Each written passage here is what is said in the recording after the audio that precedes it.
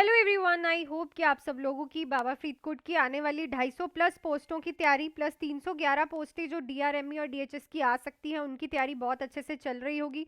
तो 279 क्वेश्चंस मैं आपको करवा चुकी हूँ। 280 क्वेश्चन आज हम करेंगे। कल मैंने आप लोगों से ये क्वेश्चन पूछा था, सो कमेंट सेक्शन में लिखने के लिए बोला था, तो आज इसको पहले सॉल्व करते हैं, देन फर्दर क्वेश्चंस पे चलते हैं। चैनल को लाइक शेयर सब्सक्राइब जरूर कर देना। क्वेश्चन था, patient with the COPD exacerbation on oxygen has SpO two of 91%, the nurse should. तो सीओपीडी वाले पेशेंट का ऑक्सीजन सैचुरेशन 91% आ रहा है, तो नर्स क्या करेगी? Increase O2 to 6 litre, maintain current oxygen, stop oxygen therapy, start nebulization. तो यहाँ पे आपको इसी करंट ऑक्सीजन पे चलाना है, क्योंकि सीओपीडी वाले पेशेंट में हम 86 टू 92 के आसपास ही एसपीओ2 को मेंटेन करते हैं। ज़्यादा O2 जाएगी या फिर ज़्यादा फ्लो रेट इंक्रीज कर दोगे तो ऑक्सीजन रिटेंशन भी हो सकती है, और सीओपीडी में ऑलरेडी कार्बन डाइऑक्साइड रिटेंशन होती है, ऊपर से आप O2 रिटेंशन भी कराओगे तो बहुत दिक्कत हो सकती है। तो इसी करंट ऑक्सीजन फ्लो को मेंटेन करो। नेक्स्ट क्वेश्चन है, patient on the warfarin INR is 6.2 with minor gum bleeding, which medication is priority? Warfarin वाले पेशेंट का INR 6.2 आ रहा है, माइनर गम ब्लीडिंग भी है, कौन सी मेडिकेशन प्रायोरिटी में रहेगी? विटामिन के, FFP, प्लेटलेट्स या फिर protamine sulphate? So obviously warfarin का एंटीडोट है विटामिन के, जो कि आप प्रायोरिटी में पेशेंट को दोगे। देखो यहाँ पे जो है वारफेरिन टॉक्सिसिटी हो रही है, जिसकी वजह से पेशेंट को ब्लीडिंग के इन चांसेस इंक्रीज हो रहे हैं। सो यहाँ पे आप vitamin K as antidote of warfarin दोगे। नेक्स्ट है, patient with the acute myocardial infarction report new onset of S3 heart sound, this indicate, बहुत इंपॉर्टेंट क्वेश्चन है।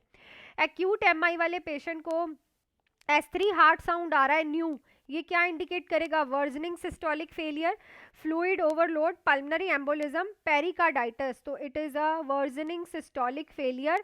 क्यों हो रहा है? बिकॉज यहाँ पे हमें क्या देखने को मिल रहा है? वेंट्रिकुलर फेलियर देखने को मिल रहा है। ऐसा क्यों?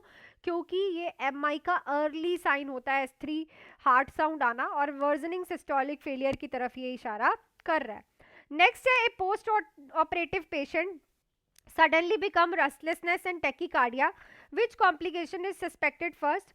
तो पोस्ट ऑपरेटिव पेशेंट को सडनली रेस्टलेसनेस हो रही है और टेकिकार्डिया हो रहा है, कौन सी कॉम्प्लिकेशन सबसे पहले सस्पेक्ट होगी? Hypoxia, pain, hypothermia, fluid overload. तो टेकिकार्डिया तो तब होता है जब कंपनसेशन करता है हार्ट। तो हार्ट कब कंपनसेशन करेगा? जब उसे ब्लड नहीं मिलेगा या फिर उसे प्रॉपर ऑक्सीजन नहीं मिल रही होगी। तो ऑब्वियसली हाइपोक्सिया के अर्ली साइन भी इरिटेबिलिटी एंड रेस्टलेसनेस होती है। तो राइट ऑप्शन यहाँ पे हमारे पास रहेगा ऑप्शन नंबर ए।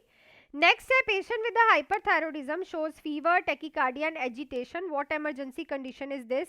तो हाइपरथायरॉयडिज्म वाले पेशेंट को फीवर है, टेकिकार्डिया है, एजिटेशन है, कौन सी इमरजेंसी कंडीशन हो सकती है ये? Thyroid storm, myxoedema comma, Edison crisis, neuroleptic syndrome. So it is a thyroid storm जिसमें T3 एंड T4 बहुत ही ज़्यादा एक्सट्रीमली इंक्रीज हो जाते हैं, और ये हाइपरथायरॉयडिज्म की कॉम्प्लिकेशन है। मिक्सोडिमा कॉमा तब होता है जब T3 एंड T4 एक्सट्रीमली कम हो जाते हैं। ठीक है, तो ये दोनों से काफ़ी क्वेश्चंस आते हैं, दोनों को अच्छे से एक बार रिवाइज कर लेना। नेक्स्ट है, patient on digoxin report yellow vision and nausea, what lab is most important? तो डिगॉक्सिन वाले पेशेंट को येलो विजन एंड नोजिया हो रहा है, मोस्ट इंपॉर्टेंट लैब वैल्यू कौन सी रहेगी? पोटाशियम, सोडियम, कैल्शियम या फिर magnesium. So hypokalemia is a complication of the digoxin. अगर किसी को डिगॉक्सिन की टॉक्सिसिटी हो रही है तो पोटाशियम लेवल्स यहाँ पे कम होने का खतरा होता है। तो potassium levels are the most important lab reports की वैल्यू जो कि आपको देखनी होंगी। नेक्स्ट क्वेश्चन पे चलते हैं, उससे पहले आने वाले एग्जाम्स के लिए स्टार्ट हो चुके हैं मेरे बैचेस। तो अभी हमने स्टार्ट की है ओनली एंड ओनली पीडियाट्रिक्स, तो आप लोग भी जुड़ सकते हो इस नंबर पे कॉल या फिर मैसेज करके। 3 मंथ्स का बैच है जिसकी फीस है ओनली 1999 एंड 6 मंथ्स का बैच है जिसकी फीस है ओनली 3199।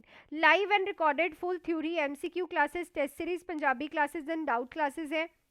250 प्लस पोस्टें आ रही हैं BF UHS की, 311 प्लस पोस्टें आ रही हैं DRME या फिर DHS की आएंगी, ठीक है। सो आप लोग इस नंबर पे कॉल मैसेज करके आज ही जुड़ सकते हैं मेरे साथ। रिव्यूज़ आप देख सकते हैं, बच्चों ने तैयारी करनी स्टार्ट कर दी है और आपका भी ये अब हाई टाइम है पढ़ने का, ठीक है। पढ़ोगे तभी एग्ज़ाम क्लियर कर पाओगे, अदरवाइज़ अगर आप ये सोच रहे हो एग्ज़ाम आएगा तब मैं स्टार्ट करूँगी पढ़ना या फिर पढ़ूंगा, तो बेटा फिर बहुत औखा है, क्योंकि बच्चों ने तैयारी करनी शुरू कर दी है, कंपटीशन बहुत ज़्यादा हाई है। नेक्स्ट है patient on TPN suddenly develop diaphoresis and tremors, what should the nurse check first. तो TPN वाला पेशेंट है, ठीक है, उसे डायाफोरेसिस और ट्रेमर्स आ रहे हैं, नर्स सबसे पहले क्या चेक करेगी, serum calcium, blood glucose, osmolarity, central line patency. So यहाँ पे ब्लड ग्लूकोज ही आपको चेक करना है।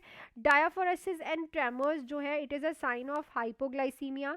मोस्टली जब TPN सॉल्यूशन चल रहा होता है तो इंसुलिन भी चल रही होती है, जिससे हाइपोग्लाइसीमिया के चांसेस होते हैं, तो यहाँ पे हम ब्लड ग्लूकोज लेवल्स को चेक करेंगे।